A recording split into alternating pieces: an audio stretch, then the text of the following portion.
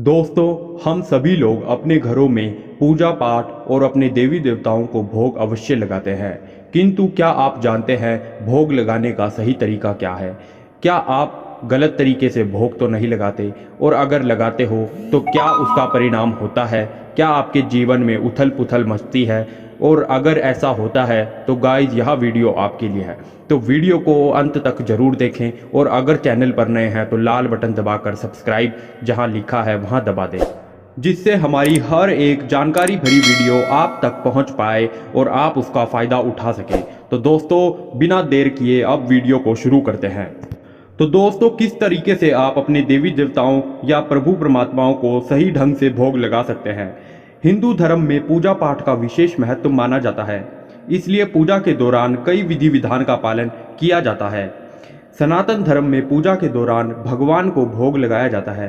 कई बार लोग भगवान को भोग लगाने में कई गलतियां कर देते हैं।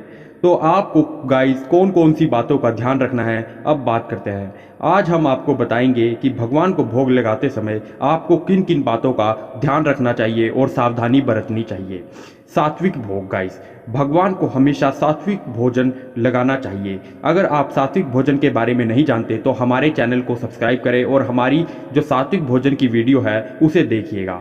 भोजन बनाने में आपको लहसुन प्याज का इस्तेमाल कम से कम करना चाहिए। अब जान लीजिए गाइस, आपको भोग लगाते समय किन किन बर्तनों का उपयोग करना चाहिए। भगवान को भोग लगाने के लिए चांदी, सोना, पीतल और मिट्टी के बर्तन का उपयोग करना चाहिए। लोहा या एल्यूमिनियम से बने बर्तनों के इस्तेमाल से आपको बचना चाहिए। कहने का मतलब यह है गाइस कि आपको लोहे और एल्यूमिनियम के बर्तन में भोग नहीं लगाना चाहिए।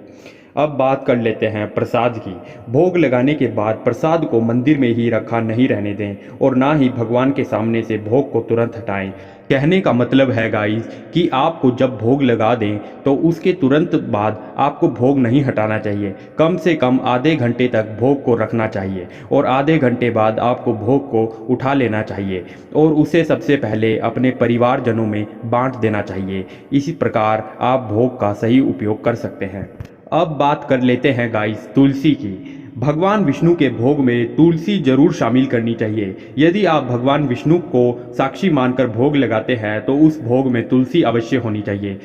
लेकिन भगवान शिव और गणेश जी के भोग में तुलसी का इस्तेमाल नहीं करना चाहिए। अब बात कर लेते हैं प्रिय भोग की। धर्म ग्रंथों के अनुसार प्रत्येक देवी देवताओं का जो प्रिय भोग होता है आपको वही भोग लगाना चाहिए। संभव हो तो प्रिय भोजन का भोग लगाएं और फिर मिश्री मिठाई आदि का भोग आप लगा सकते हैं।